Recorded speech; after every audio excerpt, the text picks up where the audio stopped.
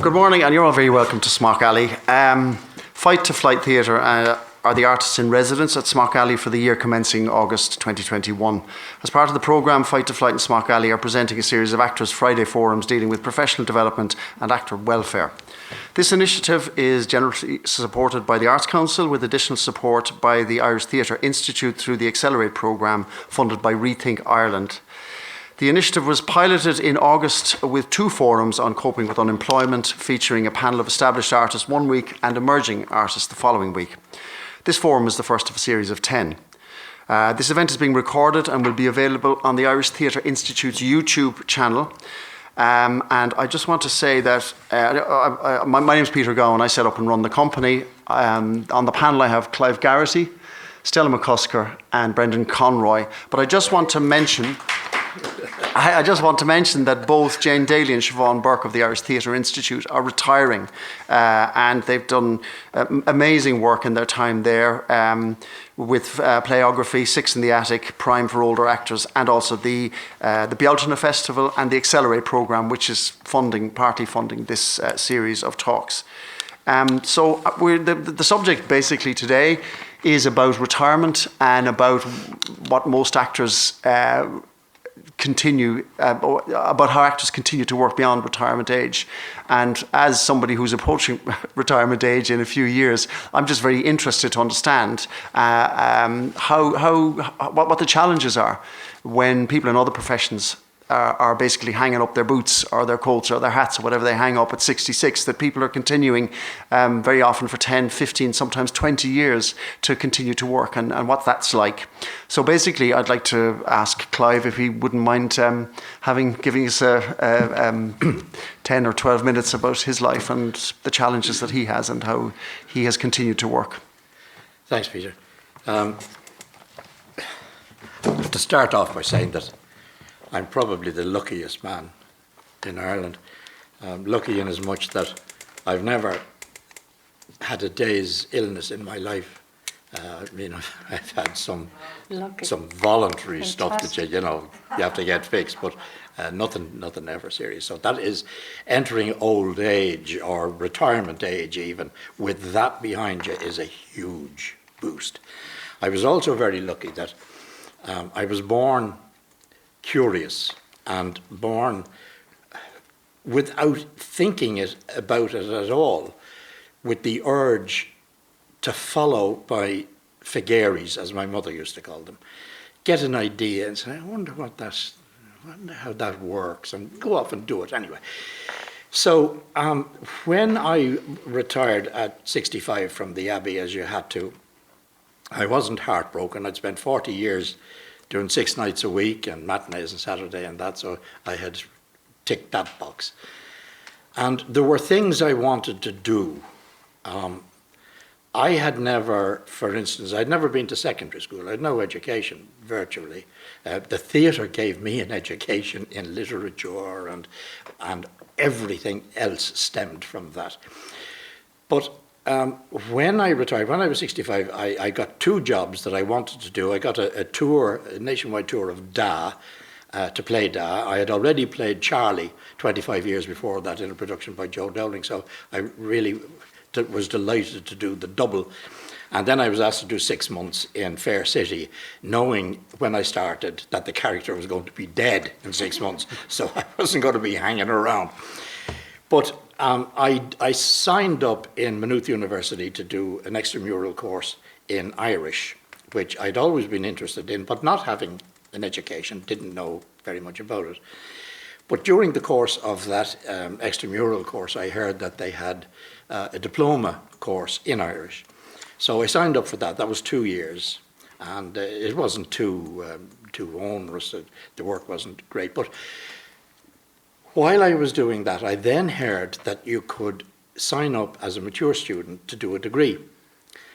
And taking the bull by the horns and following my vagary, I made an application through the CAO, and I got a place in Maynooth. My wife, Finola, who had retired from the Abbey at the same time, she also applied. She went on to study anthropology and history, and I did modern Irish and medieval Irish. obviously I was not going to be looking for work using medieval Irish as a starting point. But it was the best decision I ever made, and it was the best 3 years I ever spent, I think. Particularly coming at, into your late 60s and going into the 70s. And it wasn't all plain sailing. In my last year there, my younger sister died, and my father died, and Finola got breast cancer. So it was, it was a bit rugged at times. But we got through. And then I signed on to do a master's. And after a year of that, we got a little notion. I should have started off by saying I'm one of the few actors of my generation who has a pension. Not because great stroke of genius on my part. It just happened that when you went into the Abbey, there was a pension scheme there, and you had to join it. You had no option. Now, very, very few actors got that privilege. If I can go back a little bit, in 1965, the government asked Todd Andrews to go in and investigate every aspect of the Abbey Theatre as they were moving to a new theatre from the Queen's. And Todd Andrews, one of the recommendations he made was that he could see no reason why employees, actors in particular in the Abbey, should not have a pension scheme like most other people did. So that was forced on management. To get the increased subsidy that they needed to open the new theatre, they had to agree to bring in a pension scheme for the actors and to set up, say, the Players' Council as a negotiating arm of equity, things like that, that made a huge difference. And the people who worked hardest on Eddie Golden and Vincent Dowling and Ray McAnally, people like that, they worked very, very hard, because Ernest Blythe, the managing director, was not the most amenable sort of a guy, but he saw the wisdom of it and agreed to it. So as I say, getting back to nearly the present, I heard after my first year as doing the Masters that the Abbey had closed the pension pot, that it was gone, and that we lost our pensions, having paid into it, most of us, for 40 years. And then there was an investigation went on, and eventually it transpired that those of us who were already on pension were okay, we were going to keep it. But those who had taken the redundancy offer, that had, several of which had been made over the years, to staff, and that their pensions were probably gone, and most of them, I think, lost 50 to 60% of what they were depending on.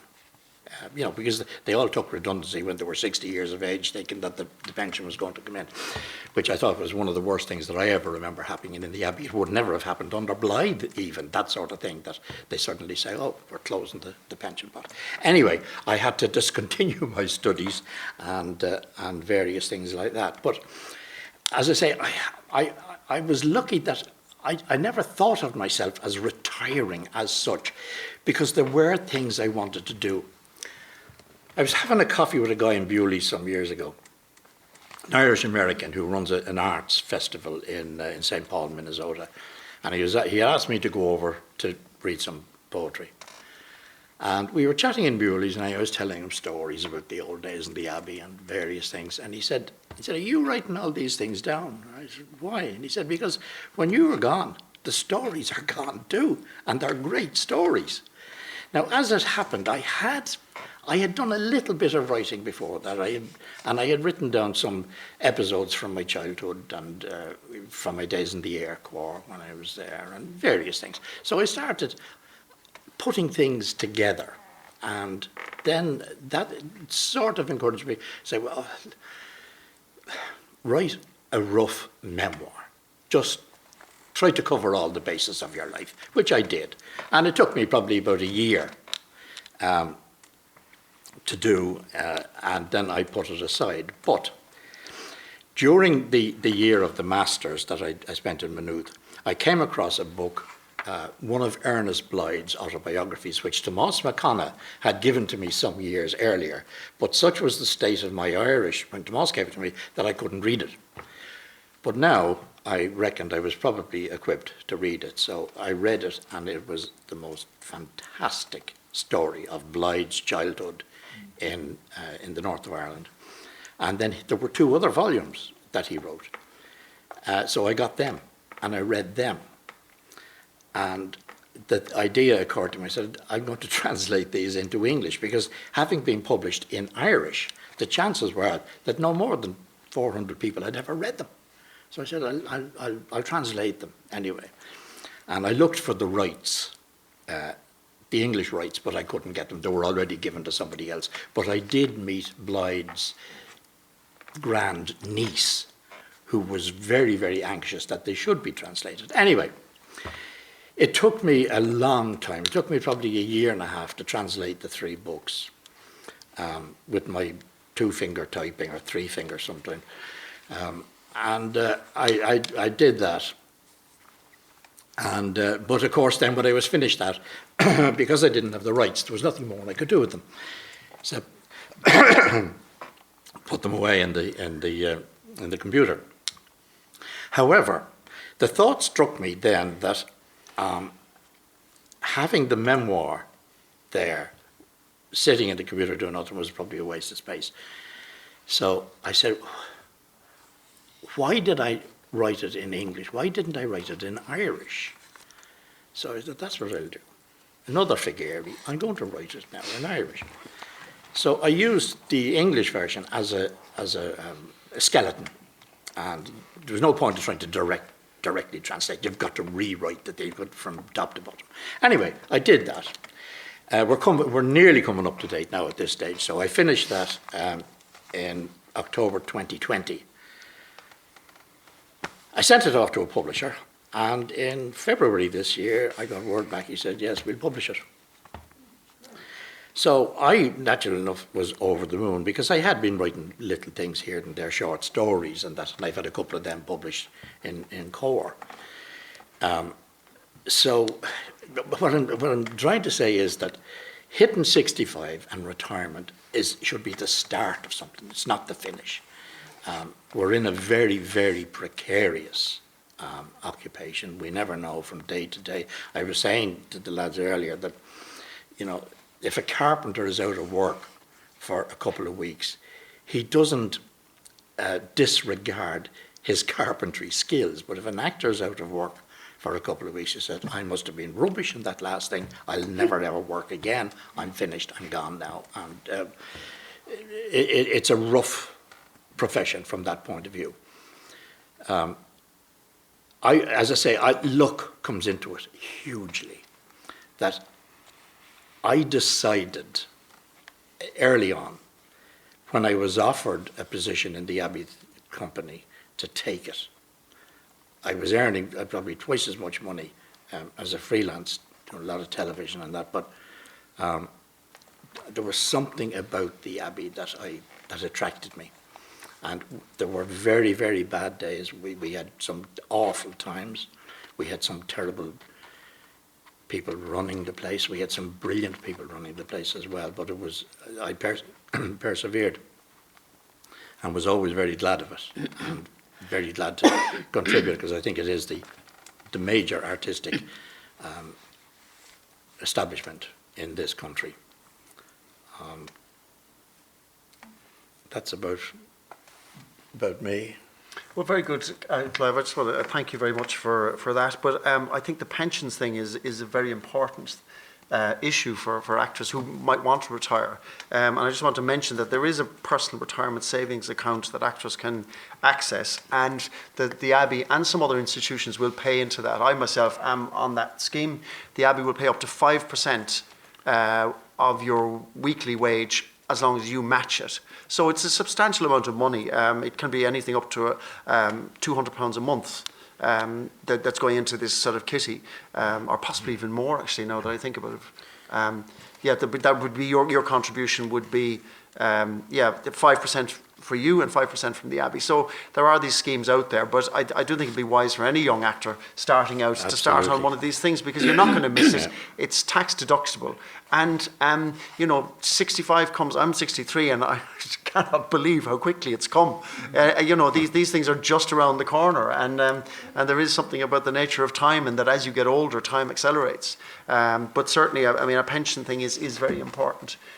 So thanks for that, Clive. Now, Stella is going to talk about her life. I'm just wondering, excuse me, how I can top that. My life doesn't seem nearly as interesting as that. Well, maybe the bits I don't want to reveal might be, and that includes my age, but I just can't reveal it because it keeps changing all the time, girls. Anyway, excuse me, I'm going to have to take a drink of water here because my throat seems to have... Thank you. Well, as you know, I'm Stella McCusker. I don't have any pension. I did my first professional contract with the Lyric Theatre in Belfast in 1969, and that was run by Mary O'Malley. Prior to that, she had a theatre at the back of her house in Derryvolgay Avenue in Belfast, and she did the works of Shaw and Yeats and Congreve and Ibsen, and through that I received, like Clive, my education was the theatre, because like Clive I did not go to university and left school reasonably early and didn't have the opportunity to study at that level. Anyway, I started off there as Kate Hardcastle in She Stoops to Conquer in 1969. And I kept at the Lyric Theatre for quite some time. At that period, early on, there were contracts being given out for perhaps a year at a time to certain actors, and you were absolutely delighted if you were called to the office and given that, because it meant that you were going to be in work for like a year, and you were also going to be learning from the older actors who were there in all the classics and the Irish plays, and you know, continually been introduced to playwrights like Yeats and everything else, which sometimes bores the pants off everybody else, but not me, because I think it's really an actor's medium rather than perhaps an audience medium. So I continued doing that for many years. At times, I regret, if I could look back and tell my younger self, was that the right thing to do? Perhaps, looking back, it might have been, or perhaps I should have spread my wings a little sooner than I did. But spreading your wings then was trying to knock on the door of the Abbey Theatre or the Gate Theatre and trying to get in as a northern person, because it was very difficult for me to get in. They had so many good people of their own, you know, of my age, and Northern Irish women, and I'm sure men, found it very difficult to even work in Dublin. But I perhaps should have tried better to, you know, knock on the doors. But eventually, of course, that all happened over time. And I found myself over the years eventually being better known, getting to do some film, some television, and getting a higher profile and working through. But that will bring me back to the times when we started. The money was so terribly small that we couldn't afford to pay into a pension, and there were no facilities asking us to pay into pensions, so that would have left me at the end of so-called retirement age with nothing, only a state pension, and that is what I get at the moment. But I can assure you, ladies and gentlemen, that I have absolutely no notion of retiring. It bores the life out of me when anyone asks me about that, because I think, retire? What would I do that for? I mean, you retire, perhaps to walk, to paint, to travel, but I get to do all that. And in the in-between times, when I'm not working, I get to do that anyway. But like all other actors, like Clive, there is the constant fear, perhaps, of never working again. You do feel each time you have failed. And particularly, you will agree with me here, at the auditions, when you come out and you think, oh my God, I have failed miserably. And you lock yourself in the toilet of the Connolly Street station and cry for half an hour, you know, thinking you have failed miserably. And then that brings me on to the taping we do these days. Oh my God, I so hate it. I want to see people's faces. I want them to see me. I want them to see my eyes. I want them to know I'm not senile. I want them to know that I've got energy, that even though I've been working in theatre since 1969, girls and boys, that's a very long time, but I still have enough energy. And I have to say, I have an ambition to get work. And I'm ever so jealous when somebody else gets the part, because I feel I should have got that. Why did I not? I'm so ungenerous that way. Not really to people that know me, but I feel each time, that really, that should have gone to me, because I think I was good enough. But it takes me about 3 weeks to get over it, and then that's the end of it. But as I say, coming to 20 years practically after so-called retirement age, I'm not retiring. I want work. I'm getting better work. I'm getting more interesting work. It may not come as regularly, but I'm enjoying my work. And I'm very, very much enjoying working with younger actors and sharing stories with them. And I have a load of friends of younger actors, and I find it extremely stimulating. And I want to be mixing with them more, and hoping that more work will turn up. We have bigger casts and mixed casts and everybody inclusive. So really, to conclude, I really do not want to retire. Of course, we have to think that we are not as energetic as we used to be. We have to think that, it could be any minute, maybe, we don't know, but you have to keep as fit as possible.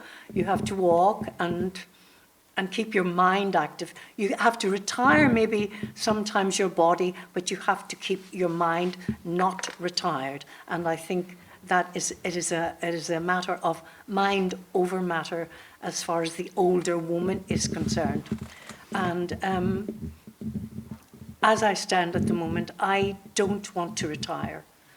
And I think something may retire me eventually. Obviously, it could be an illness, it could be anything, but I do not want to go to an old people's home. I do not want to sit all day. I do not want to be planning my haircut for a month to be the highlight of my life, my hair colour to be the highlight of my day and my life. Of course, I can read and I can go to the theatre when we open eventually. I can go to the cinema, but that's fine, but I want to be doing that for other people because I love my audiences. And there is nothing quite like that live audience that I have ever known. When you hear that applause and you look out there, it is quite the most wonderful thing in the world. And aren't we the luckiest people in the world? I think we are. I can't imagine, starting to learn to do something else at the stage of my life, and I didn't really want to at any stage of my life. I really wanted to keep acting, although my background at home was we'd nothing to do with acting. I was a little country girl living with my grandmother because my grandfather was drowned and I went to live as a young child, but everything was drama. And the reason I have respect for older people as well is that I lived with my grandmother. She lived to be 95. She worked up till she was 95. My father did not retire. My mother did not retire. All those were 90s, 80s. And I just felt, they didn't really die or anything like that, or they certainly didn't retire. And I don't want to.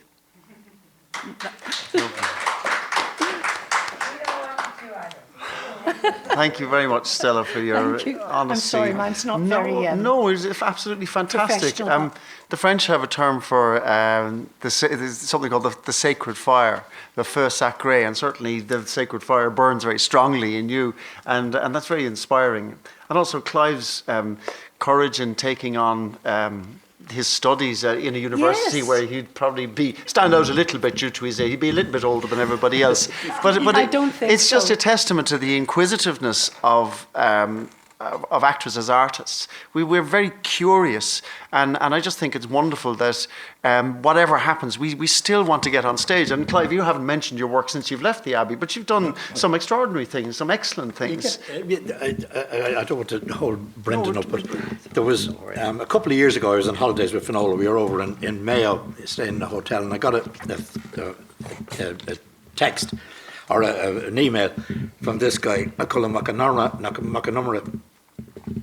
McCusker, and it said, would you come down to the Tyviark in Galway for an audition, and we'll fax you the pages. So I got the receptionist in the hotel to print them off, and it was 5 pages of interminable speeches. The other person had sort of a question every second page. So I got cracking on it. Anyway, I was getting up at 5 o'clock in the morning and learning this in Irish. It was very, very difficult stuff. Very, very difficult. Anyway, I worked away at it, and Finola helped out. She heard my lines from me. I had 2 days, I think, to learn it, so I did. And then we drove down to Galway, and I went to Tyviark, and I met some old friends that I hadn't seen for ages, and did the audition for Dorach McCusker. And luckily enough, the memory and the brain were still going, so I got through the 4 or 5 pages or whatever it was, with no problem. And then I heard the words that every actor dreads hearing. Now, this time, could you do it again? And I was sort of saying, oh God, I only got through it the first time on a wing and a prayer. Now he wants me to do it again. Anyway, I went for it the second time, and I did it, and went back up to the rest of the holidays in Mayo. But a few months later, I got the part, by the way. A few months later, I said to Dorach, I said, when did you decide the day of the auditions that you were going to give me the part? He said, after you said the first line. He said, I knew it was yours. Oh God, and the torture I had gone through. But you know, and I said, how did you cast me for this? Now, this is the extraordinary thing about our business. He said that he was at a pan-Celtic conference in the Basque country, and he was a judge on a radio documentary competition that was going on. And one of the things that the entries was from the radio station near Cushlifa, and they had done a series about unusual churches in Dublin. And I did the voiceover on about the Unitarian Church in Stephen's Green, in Irish, of course. I'm also a member of the Unitarian Church. However, and anyway, he said, I was listening to this tape of you talking about the Unitarian Church, and he said, never realised that Clive Geraghty had Irish. He said, I must write that down in my little black book. So that was how I got the audition. Nothing to do with agents or anything like that. I did that one.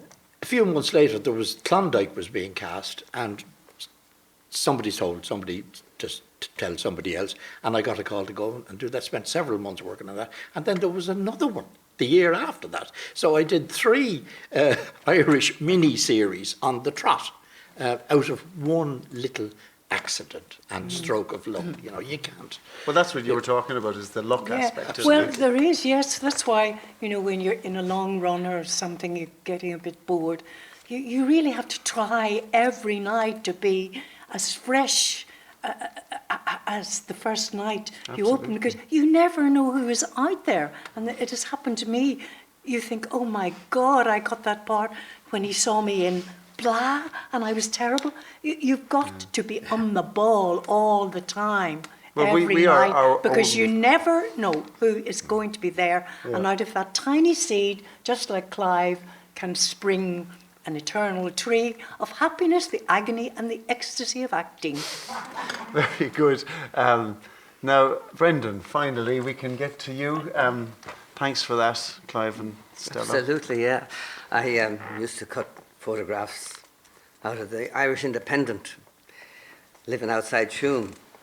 And I remember cutting out Clive Geraghty, John Kavanagh, and Donald McCann out of a Sunday Independent at one stage.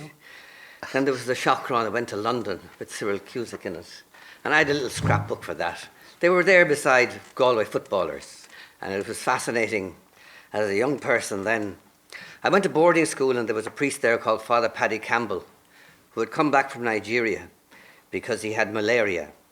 But he wouldn't take a class because he wouldn't have the interest in what he would call the system.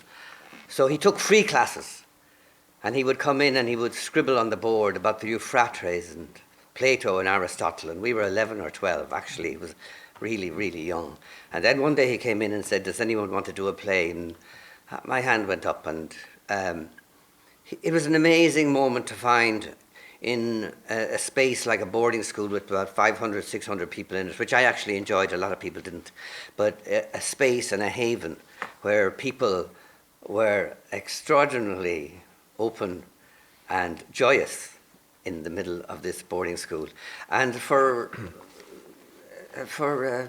many, that's a springboard to see the world through, and to see the world through people who have written, and to get close to them, to get close to that insight. But however, that was one of the things that brought me through Dramsock and then out the other side, drifting with Leonard Cohen and the depression of Jean-Paul Sartre through France and Spain for about 2.5 years. Married, children, came back, and just thinking, without being deeply depressed or anything like that, but definitely thinking that, well, it's too young to have a regret. Let's go for it. And it was into a small company in the project that I got a part in the Scottish play, which was either lucky or not lucky. Oh, it's all luck. There's a great deal of luck in it, absolutely. But then there was an open audition in the television club on Harker Street for Borstal Boy. And a chap told me, he said, anyone can go to it. I said, can they? But what about the equity card? Ah, no, he said. They'll always have a few more new ones coming in. So we went up. I traipsed up to the television club with them and was auditioned by Tomás McConaughey for Borstal Boy. And I got the part. And that was when the equity card came in, and that was the production that Jim Sheridan played the young Behan. And I met Neil Tobin there. And so it was, for me, it was very much an interesting beginning and an accompaniment to my own self-growth and development. And so when Peter rang me up the other day, and he connected my phone number and my name with the word retirement and old, it was quite a bit of a shock. And I took a few somersaults, and I tossed and turned, because I would be very good at evading. I'm probably always considered myself to be the youngest person in the room. And that's a given. That's the way it is. And it's the illusion of having been the youngest or something like that. I was at a workshop once with Ronald Eyre in London. And he was bring a copy of King Lear, Age on and off the Stage. And he gave us out pieces to read. And he asked us to say, what age were these? And we always got them wrong. The younger person was always the older person. We always got them wrong. And it was an amazing workshop, because we never got to King Lear. He said, I could only read it. He said, I could only read it without crying, maybe to the first 5th page. He said, I don't know how you could direct it, or I could put it on, but it's amazing. And it was a quality of childlike thing that he was catching. And he talked to us about the doll he had, and he had a doll on the back of his bike, and his mother was carrying him. The doll could do anything. The doll could go up, turn off the light. The doll could bring in everything. The doll could do this and that and the other. And there was one day on this bike, and he was going across a little country track with his mother, and the doll fell out of his hand, and he looked back at it on the grass, and he said, and he left it there. And he came around to us as actors then and he said, but the actor never loses their doll, never loses their imaginary friend. And that's the element that they brought into it. And that's a kind of a momentum that is within many actors. And it's a very private thing, and it's a very tender thing, and it's also can be very difficult to protect it. I have a little saying that, you walk into a rehearsal room and probably after the first cup of coffee, you have a fair sense of what survival kit you're going to put on this one. And it's interesting that some people have it and can have it. And it's a tender place and a lonely place for some people because in a strange way, you're given all yourself over to the trust of people whom suddenly you don't know personally. And the idiom is the play, and the play is the thing, it's the great root that grows down and makes the whole thing unified. But other things can come in. We won't go negative on this one, but I mean, it's a tricky one. And it's a very delicate one, that group dynamic, when there are 5, 6, 7 different forces in the rehearsal room, and you learn from your older actors. You almost get mentored by them. You get protected by them, and it's an amazing little society that you're in. And when it works, it is wonderful. But it is tough, and you have to protect yourself, and you have to protect the sensitivity, and you have to do the two things. You have to keep it alive, because cynicism is death, and you have to keep it protected, and it's a tricky one. And it's a very complex, interesting process to go through, and you have to be careful because as a younger actor, you come into a business, and what I would call the handlers, be they the managers around the place, the people who see themselves as kingmakers or something like that. You can get a label in a small town like Dublin, and you'll have that label maybe till you retire, unless, and this is the great thing about it, you renew yourself. And the great way one can renew yourself is to work with new people coming into the business. But however, the difficulty is, how do you find them? It's the same, we're knocking on doors and you're making phone calls as if you were, starting out. And that's the nature of the business, and you have to have the energy for the struggle for that. And sometimes you don't, and sometimes you might go quiet. And you need the nourishment of a good family, friends, an inner spiritual life. You need all that. Yeah. And at the end of the day, you need the luck. Mm-hmm. I was very lucky to meet, we were talking in the green room before we came in. One of my first tours was with the Irish Theatre Company, which was set up by Charlie Haughey. And it gave the touring actor the status, I think, of a lower civil servant, which meant that they got a wage, and you also got per diems for your bed and breakfast and for your meals. And it gave that with the Abbey Institution, the Radio Air and Players, three institutions gave the actor a status within the society and acknowledged they had the right to actually be able to pay their electricity bills. Now, obviously, the world is freer now, and privatization and, what would you call it, freelance world. But we have lost that protection. I went as a freelance into the Abbey to act. And they had their rules and regulations in there that would give you a relatively respectable life. The same with the Radio Air Players. The idea of renewing that and keeping it alive and keeping it creative is a conundrum. It's a tricky one. 10 years, Red Kettle lasted 10 years. I did work down there. It was an amazing thing for me coming from Tuam to be able to walk down Waterford and know there was a play going on. And that wee day, next day, you'd be getting your review from the butcher. It was inclusive.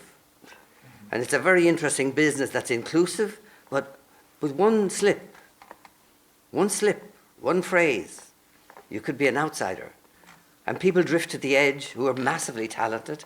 And the amount of work that was going on when I came into the business, the project was kind of revolutionary and thriving. The Abbey was thriving. The Peacock was like an engine for new Irish writing. It was run by Sean McCarthy at the time. That was one of its heydays. There was a Thursday play date on television every week. I was in one called The Ballroom of Romance. It was a co-production between the BBC and Ireland, and Pat O'Connor directed it. And as far as I remember, it got a BAFTA.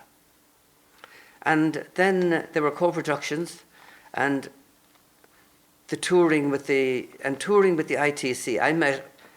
I met the most dignified professional, what they call pros, what Clive you call old pros, and they were gentle people. I remember Liam Sweeney, and he was in John Bull's Other Island. And we were touring around, but sometimes in the wings, I was in the wings, and he would come off or go on, but it would be dark. So I would just catch his elbow and help him on. And the elbow, I'd only feel a bone, and it would be shaking. And then he'd come off. But out there, the voice, the articulation, the style of the man, magnificent. And he would come out and hang out with us, young guys, playing pool or snooker. And he'd sit there and he said, no, I don't play. But he loved the company of it. And in the green room in Cork, I remember people like Robbie Carrickford, people like Derry Power. I toured with Des Nealon to Russia. These people would teach you without being massively wealthy. I don't know anything about their wealth, but they had a dignity in their profession. And that was an amazing introduction to it. I also met Cyril Cusick, but that's for another day. That's another forum. So it is. And I think going through the business, there are lucky days, there are unlucky days. I don't think Dublin renews itself enough. I think I always am surprised how close people are. And the comfort and the ease of what I would call cozy casting is something that it doesn't sit well with me. I love a creative conflict in the rehearsal room that's positive and explored. And I remember sometimes, when I was thinking about it, I just came across it like that, sometimes now a team comes in and explains to you the whole play. And this is what this, and you see your costume, and you see your wig, and you see this, and it's all decided, and you haven't had any input into it except to follow the blueprint to that, which is a good thing to do if you want a job in the same company again. But I also met great people like Jim Nolan, Gary Hines, Druid beginning, Red Kettle beginning, Island Theatre Company. You could leave Dublin and tour and work outside.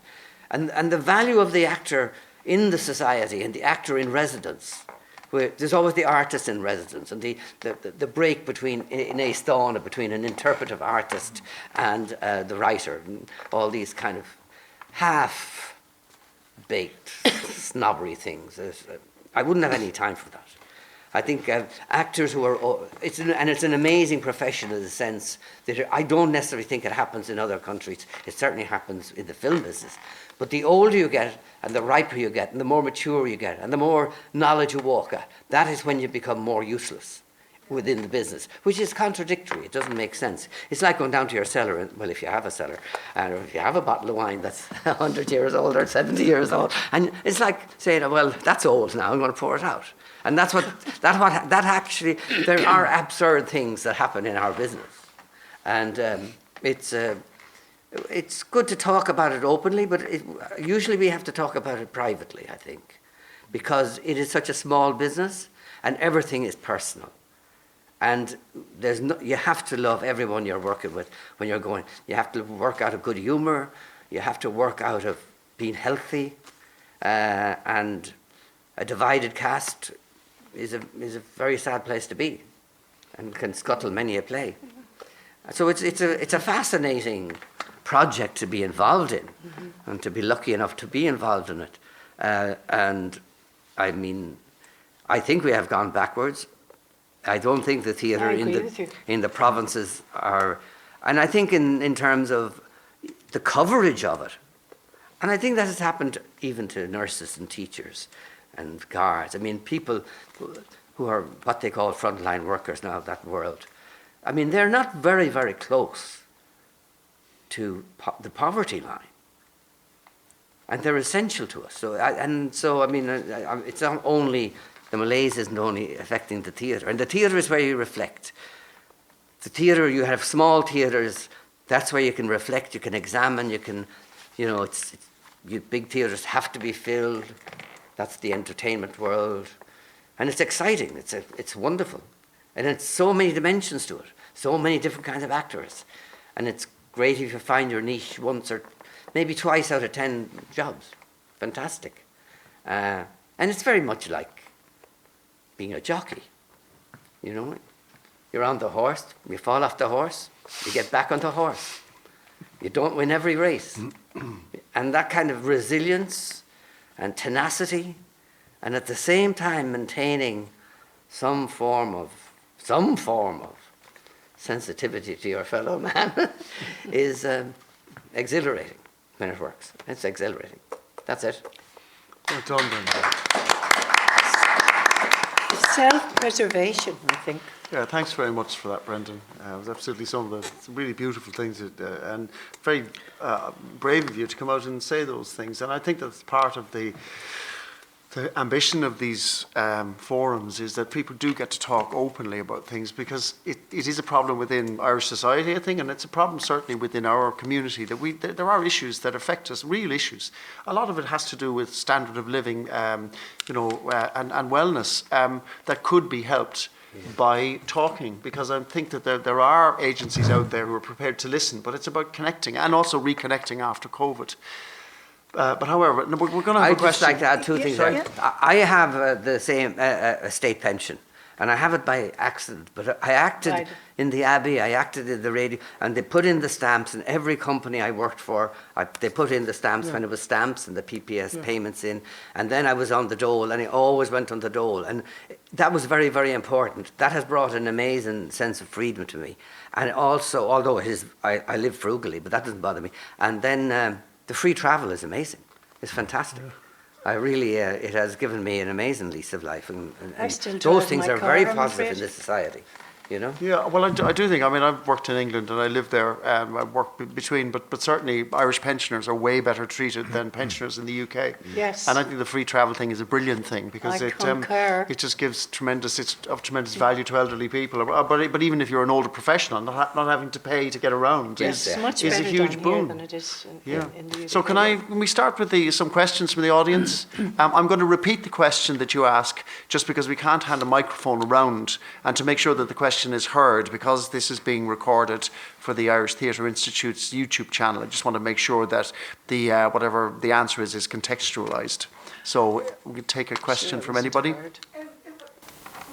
I'll just start by saying, absolutely inspirational. What you said, Brendan, is just amazing. You're absolutely right, both about the smallness of the industry and the perspective that you have to take, whereby you have to be vulnerable at one stage, but also protect yourself. And you spoke about companies.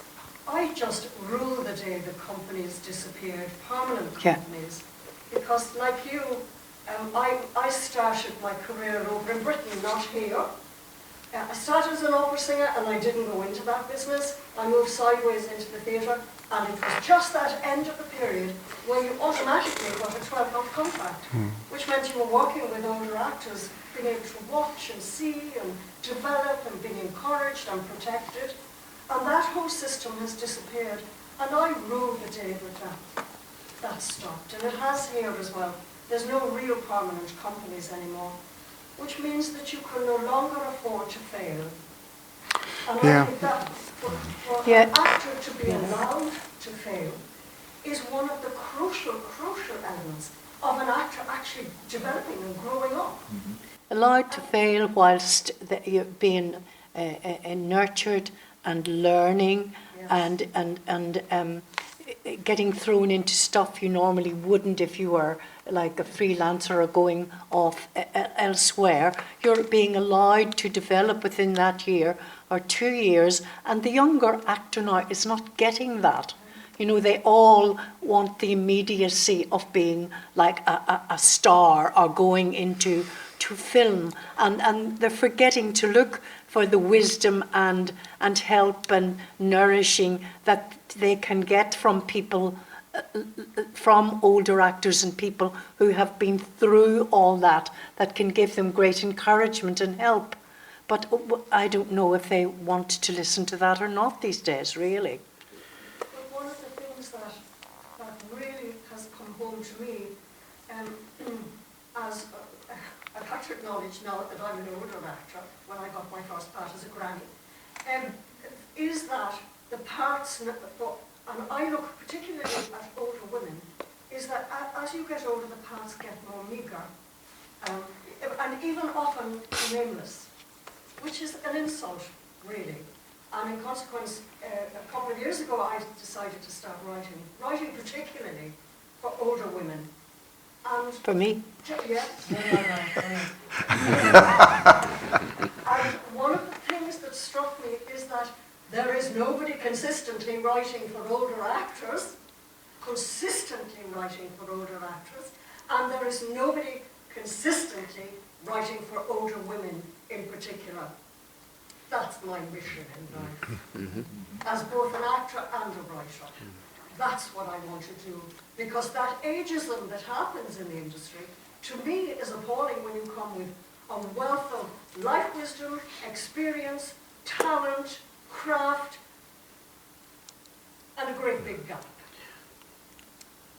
One of the things that saddens me, I must say, is comparing my early days as an actor, say when I was freelancing in the late 60s, the number of theatre companies around Dublin that had permanent leases on, say, the Bus Áras.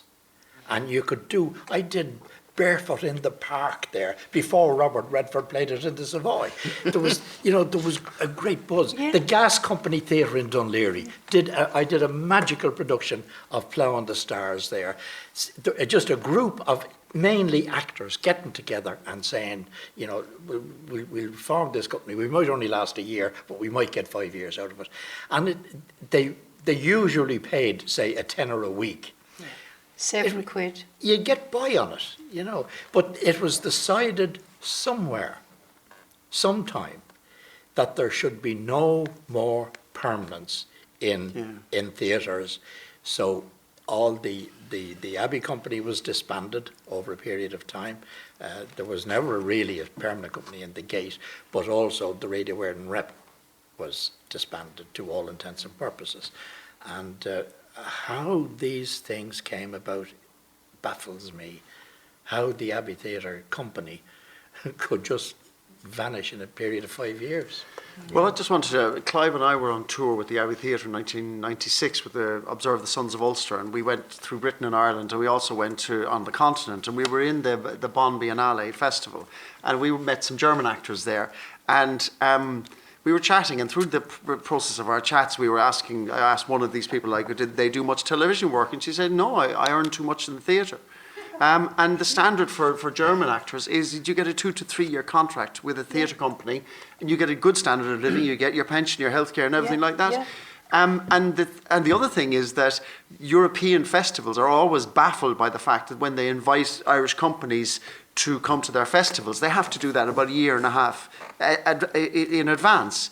And of course that can't happen because the company gets together to do a show and then it's disbanded. And they're going, but we do, so you can't guarantee the cast, the finance isn't there or whatever. So, I mean, I think in Europe, it's certainly what I understand of France and Germany, there's a much kinder attitude towards the theatre and also better standard of living as a given for actors. Yeah, it's the same in Norway. When I was over, I was absolutely astonished when I went to the Ibsen Theatre in Oslo.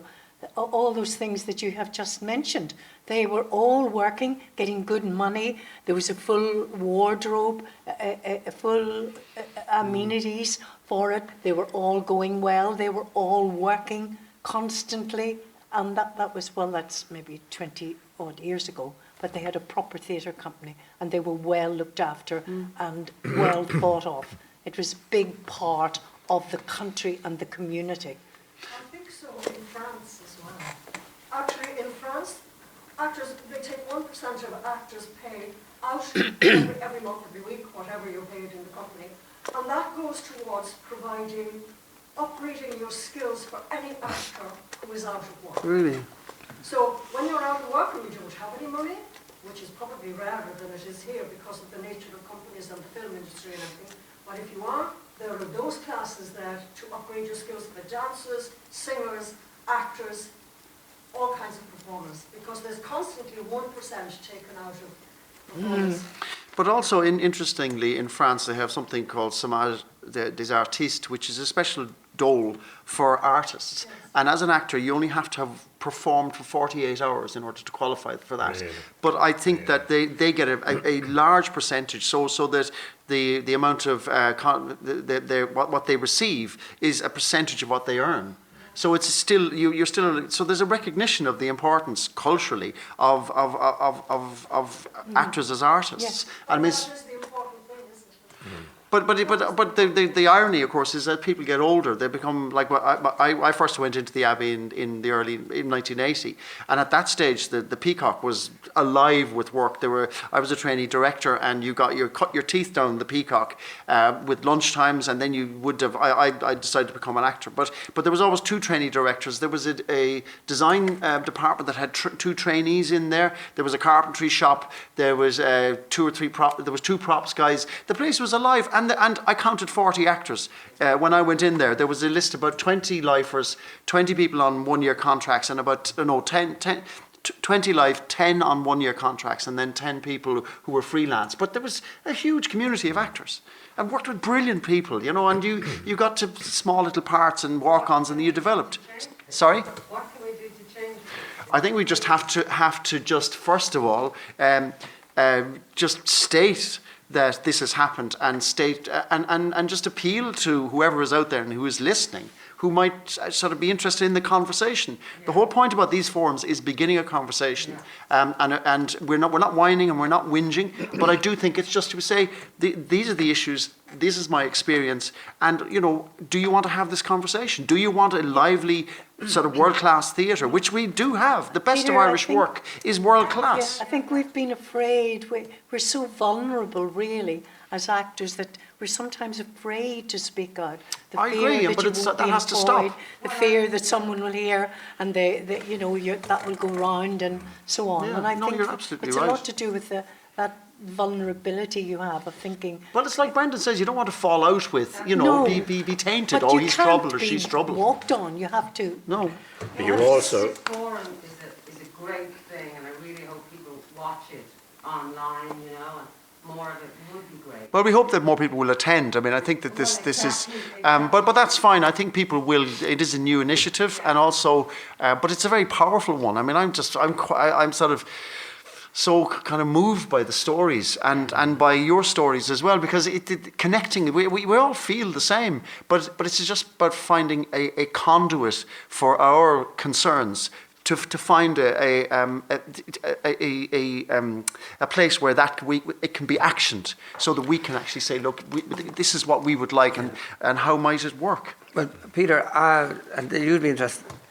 I'm doing a course in Irish on Zoom just to improve it. So I picked up a book that I bought a long time ago. Gá Aisteoirí faoi gá Hullas. That means actors under two lights. And it's written in Irish by Micheál Mac Liammar. And it's the story of their journey to Egypt, in which they brought 5 to 6 plays. yeah. The Merchant of Venice, Antigone, The Lark, his own version of Dorian Gray, and they were rehearsing The Seagull on the Boat. Oh, fantastic.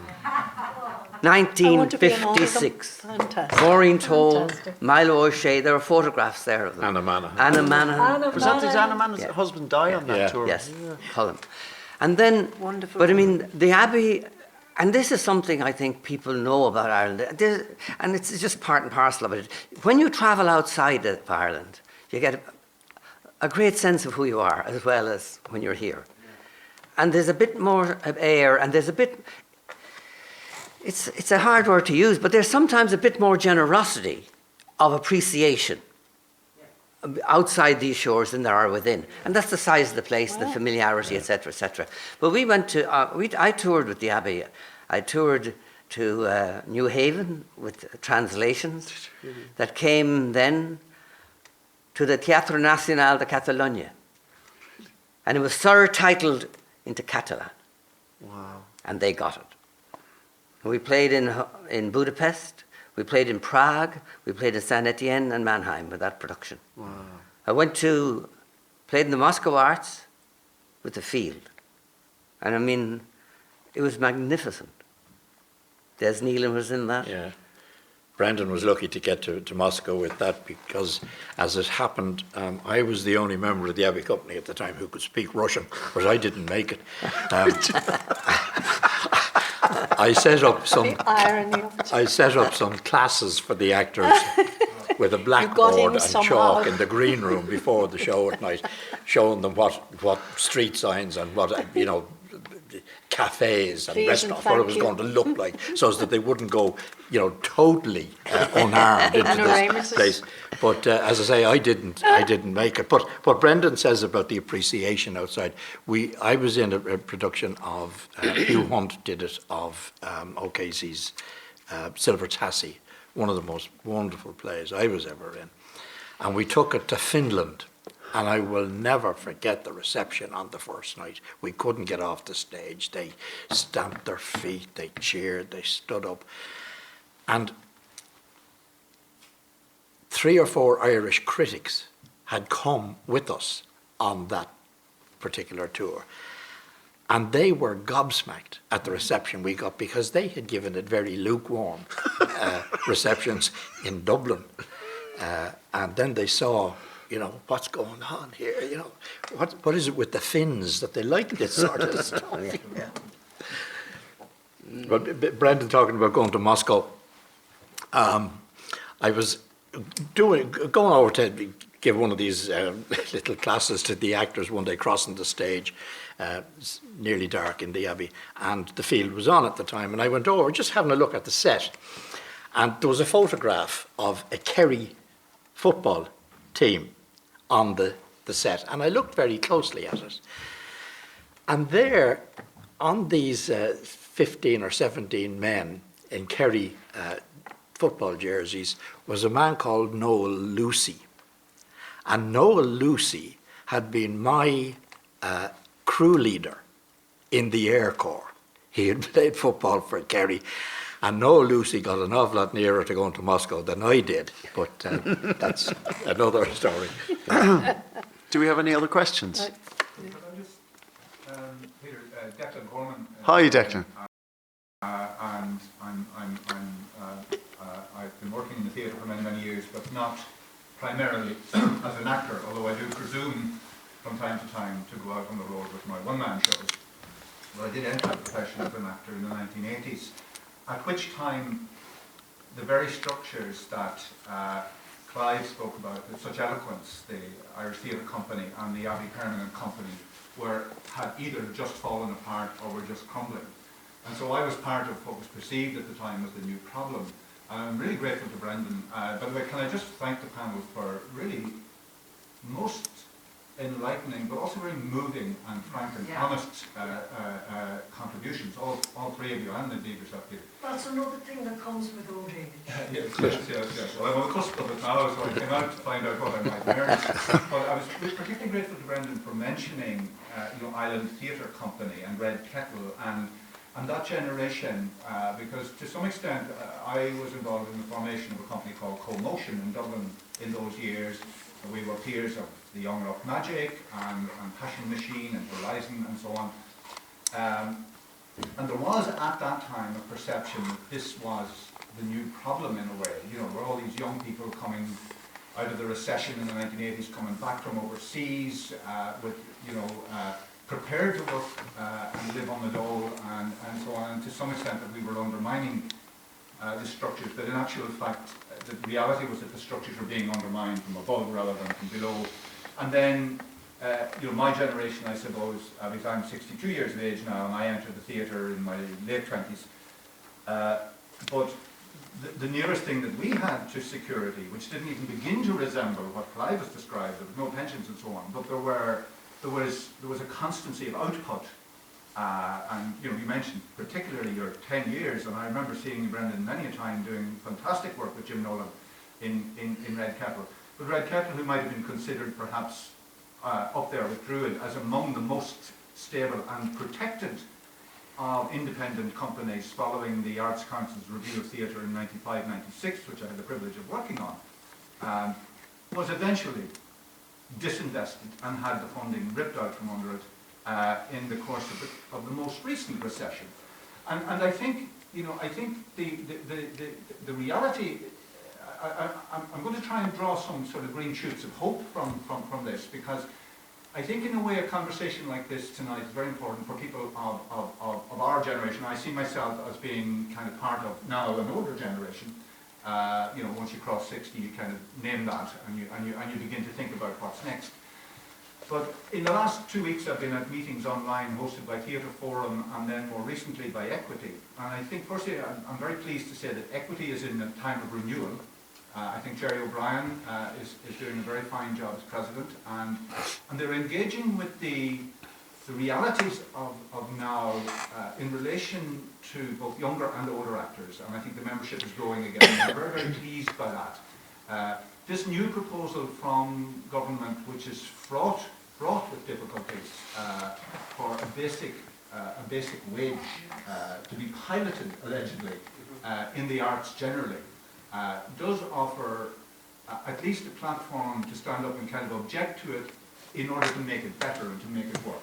And so I think that I would really encourage everybody to keep in touch with Jerry and the union who are engaging with that proposal to try and actually flip it before it is actually enshrined, to make it more applicable to the realities of the lives of the people working in the professional arts and in the professional theatre in particular, which you people have so eloquently described this evening. And so I think that's one area. I mean, there's a great risk that it will simply become a slightly larger Astana in a time when there's a much larger pool of people, so there will be almost the same percentage of people left out unless something is done about it. But I think the union is doing that work, and I think the Theatre Forum is also going to play a very active role in it. So I think there may be some little hope there.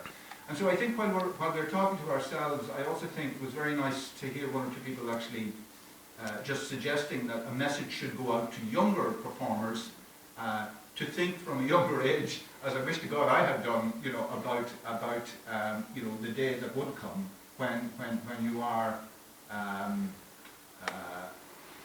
older and you're freelance still. I had the most exceptional experience of turning freelance at the age of 50, because I had been the artistic director of a theatre company in Geraghty for many, many years, which was likewise disinvested. I took a redundancy at that time and went freelance. And it is a terrible wilderness when you haven't grown up in it. Yeah. And so I think that these conversations, and I think much more should be done in terms of in-service training to have a preparedness among young artists and young performers and young actors about how the field that we work in will continue to change as economies change and as work is less and less valued by the big agencies and so on. So I just really wanted to thank you all for that, and perhaps to just ask a question maybe and ask Brendan, because Brendan, I know that you have like the next generation and so on. You have watched members of your family enter the profession, years after you. And do you see hope for the younger generation, Brendan? Do you see changes that are happening that you would encourage? Would you continue to encourage people to go into the theatre? Well, I would consider, I would always consider the pursuit of any form of self-expression to be far superior and a great start in a life journey than a 9-to-5. If you have that inkling, you should respond to it, either satisfy it, grow out of it, and then find something else. I think that should be addressed. I think young people should be allowed to do that. I think they're very, very, very, at a very early age now, they're young business people. Nothing wrong with that, but sometimes maybe it's too young a bit. The world we're living in is moving very quickly in relation to home entertainment and in relation to the development of your reflection in your own phone.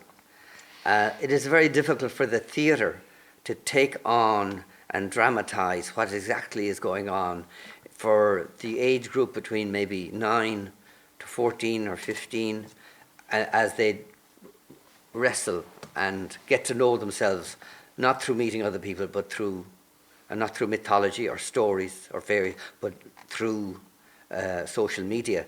And in that way, I would think it would be essential to have children's theatre going into schools on a regular basis.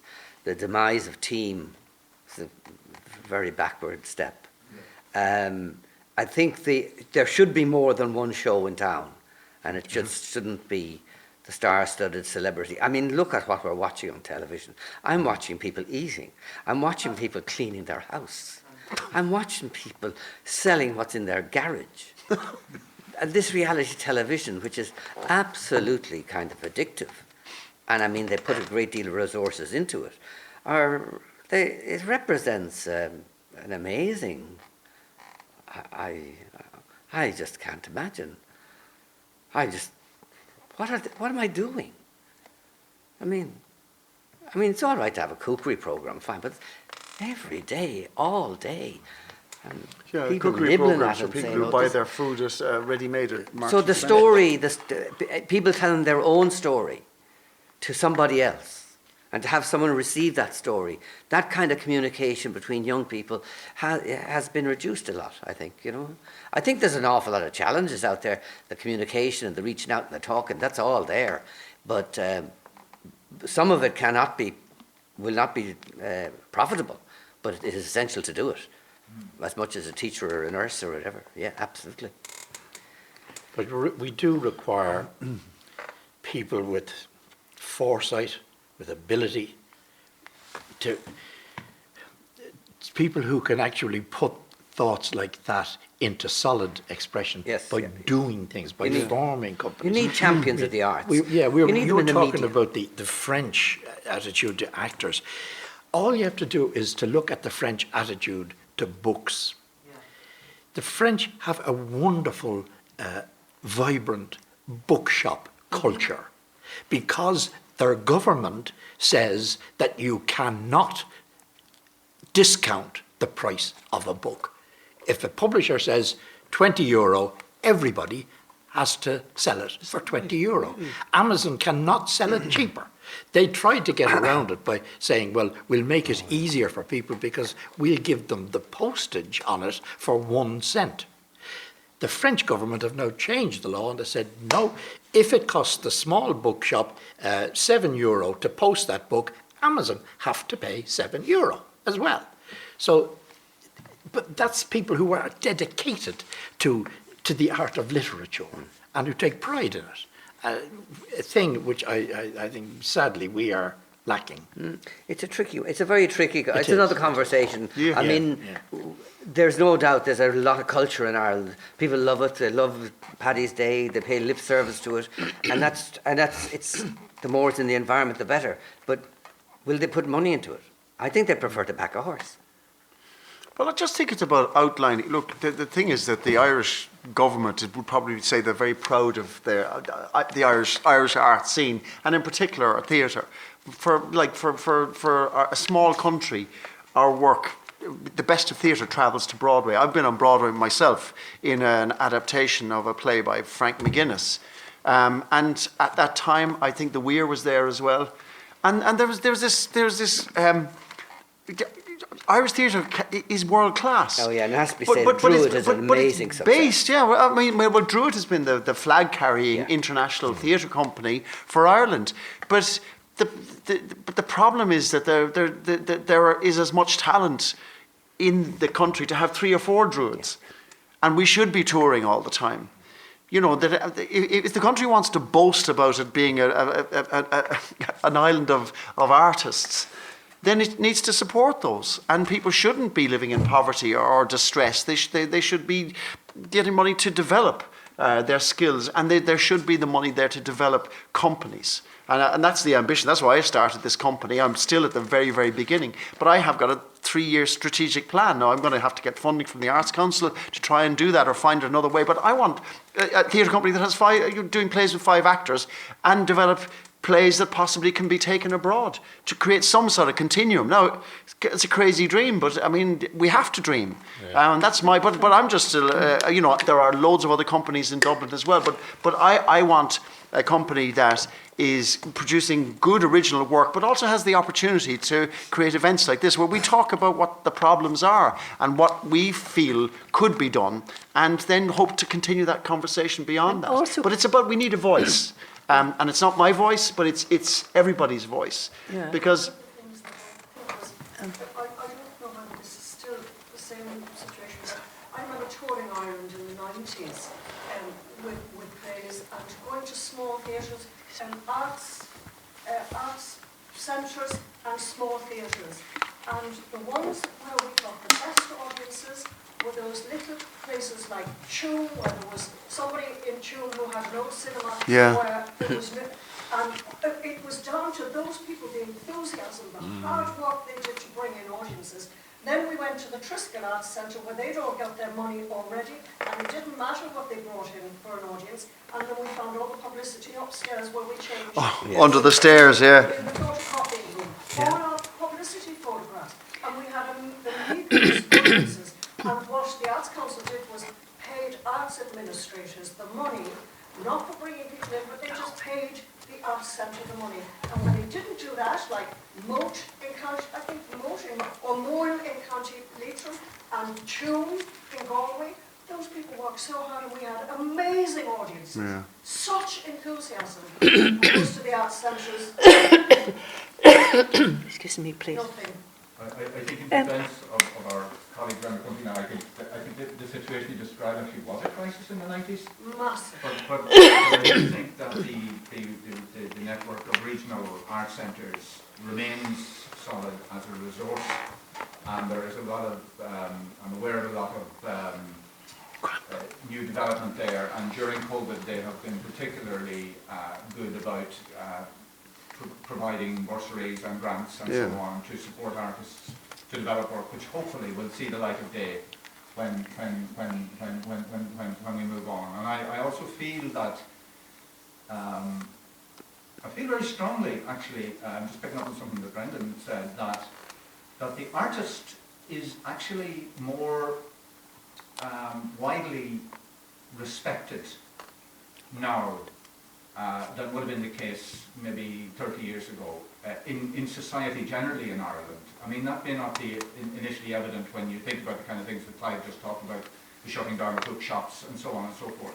But I think that the threats are tending to come not from communities, but from outside and from commerce and from the likes of Amazon and Google and all of the rest of it, and from the culture that Brendan has described of the telephone culture and so on.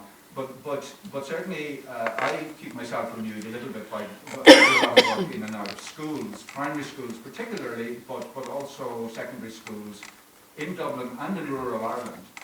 And I find that dealing with the parents of children now in a new multicultural Ireland and so on and so forth, there's an awful lot of interest and a lot of openness to the idea of their children pursuing arts activities and drama and so on and so forth. And I think there's much to draw from that we can be encouraged from. And I think one of the things that's worth saying, just in relation to something that you yourself said there earlier about plays for older actors, the audience is aging. The population in Ireland is aging, you know. We were the youngest country in Europe, but we are now beginning to catch up with other countries that we have a much older population. And I think that you know, in the same way that when we were in our 20s, we used to complain that there wasn't that much happening in the theatre that represented the kind of people that we were. I think that there are older people now who are beginning to say, well, where are the plays? Where is the theatre? that speaks to my experience.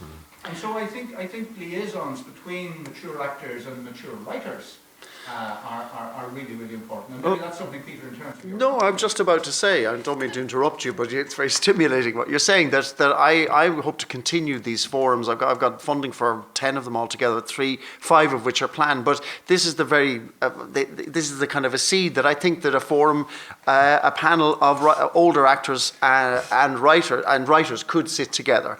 And have this discussion. So thank you very much for that suggestion. The other one I want to say is as well is that we're going to have one on equity as well. I'm hoping to get somebody from British Equity to come over and talk about the benefits of being member of Equity as a union. It was very hard to get into when I started. You had to get a permit. You had to get a license. Then you had to have 10 licenses to become a probationary member, and then you eventually got your equity card. And it was very hard, but the union protected you. And in Britain, the union protects you very well. I had cancer 3 years ago, and I got about £6,000 from the various charities associated with that union to help me through what was a kind of a horrible time. Half of that was for my son's education at university. Wow. But yeah, they're amazing.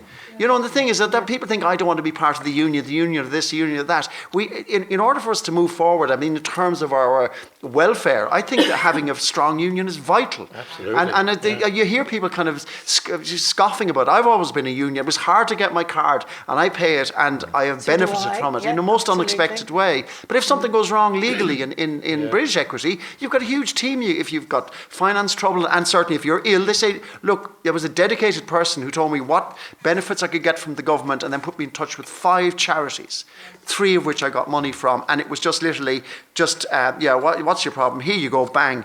You check for £1,500 in the door to cover rent for 3 months. It was amazing, you know. So we will. But again, it's about actually just having a conversation that isn't heated but passionate. And I certainly would like to thank the panel here today because what underlies all of this is a great passion for theatre. And I think it's really when it's delivered in this way, it becomes impossible not to listen. And so the forums will continue with this way and continue, hopefully continue the conversations. Now we're almost out of time, so I would like to invite each member of the panel just to No, Sorry? First of all, I was just asking, was that British Equity, yes? Yeah. Yes, British Equity. Yeah. I would like to thank everybody. I think something that Brent said, which was about being in rehearsal rooms or film or whatever, well, you've got to protect yourself and you've got to be vulnerable at the same time and open. I think, and I am disappointed to see so few people here today. Yeah. But they'll all be on YouTube watching. I hope, yeah, as I said, they'll be watching. I really hope they will be watching it. Yeah. And I can only speak personally because, by the way, I'm Charlotte, for those of you who don't recognise me. I can't see you. Charlotte Bradley. Hi, Charlotte. How are you, love? How are you? No, we're blinded by the lights here. Yeah. I'd be very gregarious and very out there when I'm out there. And I'm not gregarious in any way when I'm not out there. It's part of the thing. So I think it's not just me. I think actors in this country can feel quite isolated. Yeah. And not quite connected to the other actors, even maybe in their own stable, and don't want to be annoying actors, or maybe they don't really want to talk about this. Yeah. You know, we're very together when we're on a job, and then it kind of filters away. And you know, how do we tackle that? Because I'm pretty possibly paranoid in the sense that I think all these cuts to theatre, first thing they did during the crash, all the disinvestment is almost fascistic. Let's not have the artists actually mirror back what's happening. Let's cut them down before they're trouble. Yeah. And it really is hard to get funding, and it really is hard to start something new in this country. And I do think Irish people have great respect for the culture, although I don't think there's many countries that say, how much do you earn as an actor? And you must love it too, yeah. I don't think you get that in England. But I think it's dangerous. I think the government pays lip service to what we do, and it's actually quite afraid of us. I think it's true, us and what you're doing here, getting together, talking, protecting each other, being a member of Equity. trying to make Equity Ireland stronger, as strong as British Equity. For the younger actors. Yeah, exactly. I don't know Yeah. how I've got. Don't you think we were talking about where do we start this? Surely with children, when the good companies went into the schools. Yeah, I myself in the north of Ireland was part of a very, very, very good company which included Richard Griffith. You may know Big Richard there. We went into the schools fully equipped with marvellous sets, full costuming, good directors, wonderful choreograph. Through the troubles, we were escorted by the IRA into every art part everywhere of Northern Ireland. And they were magnificent. We did the works of Shakespeare and all the classics and new Irish writers. There would be Stuart Parker and Stuart Love. They would write stuff for that. And I think, we've got to start, with the children. Maybe we could get some way of integrating children to hear their opinions about this. Sure. Because teachers now do not bring children to the theatre like the way they used to, because this is all part of, no, I'm not doing that, that's part of my, I'm not going to give up my day, my evening to bring them to the theatre. That'll have to be done, But there is a problem with the habit of going to the theatre. It's been damaged. And I think that it would be a very big part of educating the children first as to what this is and what they have to face and what culture is, and we could perhaps talk about that sometime. Yeah, definitely, Clive. I just want to apologise for, that first session, it must have sounded like the most appalling boasting that you've ever heard in your life. Not at all. Not at all. It was But I fascinating. was trying to make all the time. trying to make the point that we do generally undervalue our own potential and our own abilities. It's terrible. I walked down from Western Road Station this morning, down Pearse Street, and I was walking past one of the most hideous office blocks in Dublin, where the Queen's Theatre used to stand, and that was where I started. In 1962, I appeared for the first time in the Queen's Theatre, which was then occupied by the Abbey Theatre. But the generosity of the senior members of that company. I was a private in the army with the audacity to want to become an actor. And there was an awful lot of rough edges and sharp corners on me at the time, because it was far from theatre or literature that I was brought up. It was unknown.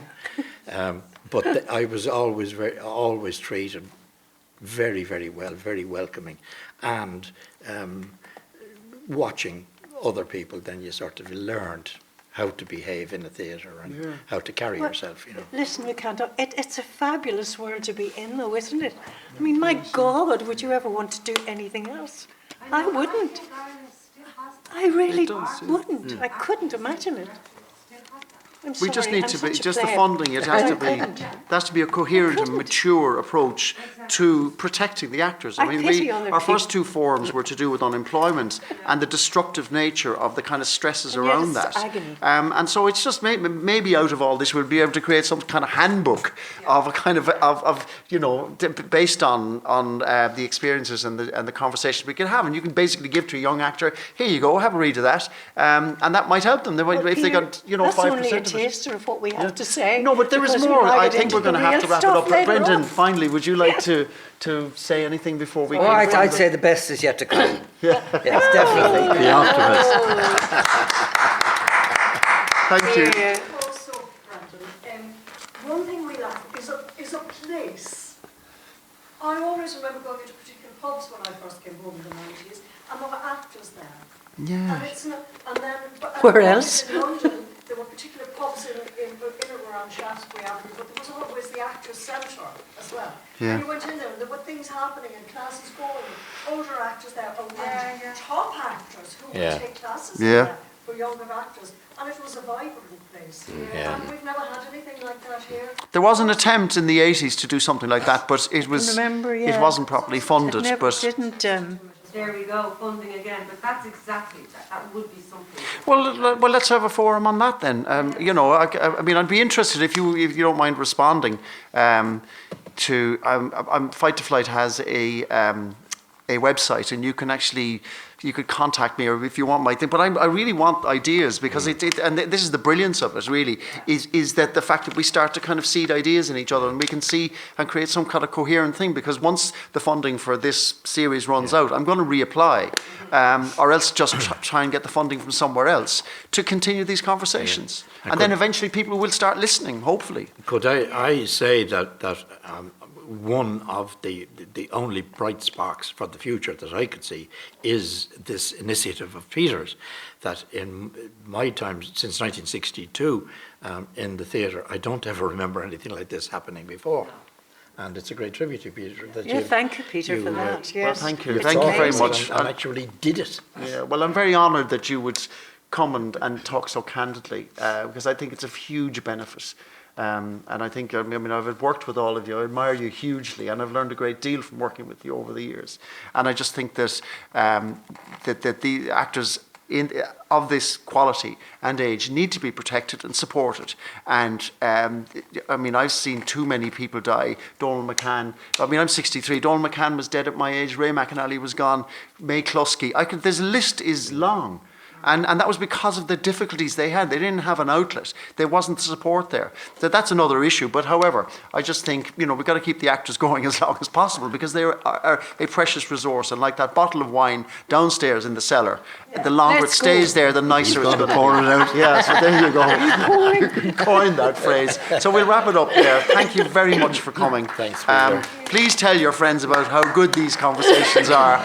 We've got two more. There's one on the 26th, I think, and one on the 10th of December to deal with. One has got directors talking about actors' habits that get in the way of their work.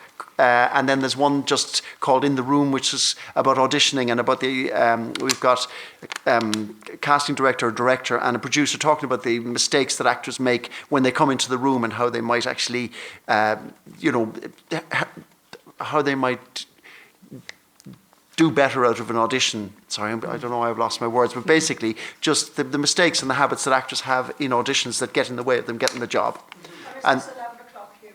11 o'clock on Fridays. They're kind of going to be monthly. There's going to be two in January as part of the First Fortnight Festival, and then there's going to be various ones, but on average there'll be one a month, and we're going to develop them. I haven't decided them all. I will indeed, yeah, but I would like to see. I would hope that we'll begin to see bigger audiences for these, because it's hugely beneficial for me as planning it, as is to hear what people's ideas are, you know. And so we're going to have other forums on housing, on gender, on race as well, on single parenthood, and so just look at. So there's going to be two streams: professional development and welfare, and we're just going to talk all these things out, and then just see who bites. Right. Well, thank you. Brilliant. Thank you Thanks very much. Thanks, lads. Thanks.